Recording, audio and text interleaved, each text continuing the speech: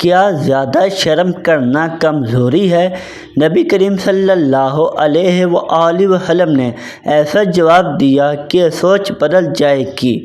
ایک دفعہ رسول کریم صلی اللہ علیہ وآلہ وسلم ایک انصاری شخص کے پاس سے گزرے، اس حال میں کہ وہ اپنے بھائی سے کہہ رہے تھے کہ تم اتنی شرم کیوں کرتے ہو؟ آپ نے اس انصاری سے فرمایا، اس کو اس کے حال پر رہنے دو، کیونکہ حیا بھی ایمان کا حصہ ہے۔ صحیح بخاری حدیث نمبر 24۔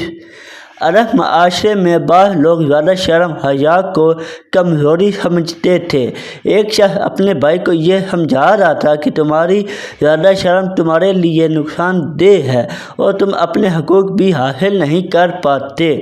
رسول اللہ صلی اللہ علیہ وآلہ وسلم نے یہ بات سنی تو فوراً اصلاح فرمائی اور بتایا کہ اگر یہ شرم حیا انسان کو گناہوں سے بچاتی ہے تو اچھے اخلاق پیدا کرتی ہے تو یہ کوئی کمزوری نہیں بلکہ ایمان کی علامت ہے۔ حیا کیا ہے؟ حیا دل کی وہ کیفیت ہے جو انسان کو برے کاموں، گناہوں اور اخلاق سے گری ہوئی باتوں سے روکتی ہے۔ حیا کا مطلب یہ نہیں کہ انسان حق بات کہنے سے ڈر جائے یا اپنے جائز حقوق نہ مانگے، بلکہ حیا یہ ہے کہ انسان اللہ تعالیٰ کی نافرمانی اور برائی سے شرم محسوس کرے۔ حیا اور ایمان کا تعلق۔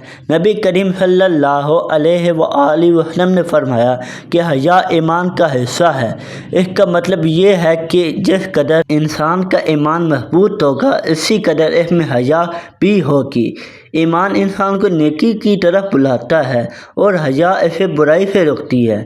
یہی وجہ ہے کہ اسلام میں حیا کو بہت بڑی نعمت قرار دیا گیا ہے۔ حیا کی اقسام۔ اللہ تعالیٰ سے حیا۔ انسان یہ احساس رکھے کہ اللہ تعالیٰ ہر وقت اسے دیکھ رہا ہے، اس لیے وہ گناہوں سے بچے۔ لوگوں سے حیا۔ انسان ایسے کام نہ کرے جو معاشرے میں بدنامی اور شرمندگی کا سبب بنے۔ اپنے نفس سے حیا۔ انسان اپنی عزت اور کردار کا خیال رکھے اور خود کو گناہوں سے محفوظ رکھے۔ آج کے دور میں اس حدیث کا پیغام۔ آج بعض لوگ حیا کو پرانا تصور سمجھتے ہیں، جبکہ اسلام کے نزدیک حیا ایمان کی زینت ہے۔ حیا نگاہوں کی حفاظت سکھاتی ہے۔ حیا زبان کو جھوٹ اور گالی سے بچاتی ہے۔ حیا لباس میں شرافت پیدا کرتی ہے۔ حیا انسان کو گناہوں سے دور رکھتی ہے۔ حیا معاشرے میں پاکیزگی اور احترام پیدا کرتی ہے۔ اہم سبق۔ حیا کمزوری نہیں بلکہ ایمان کی طاقت ہے۔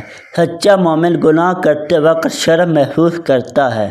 حیا انسان کو دنیا و آخرت میں عزت عطا کرتی ہے۔ جس معاشرے میں حیا ختم ہو جائے وہاں برائیاں عام ہو جاتی ہیں۔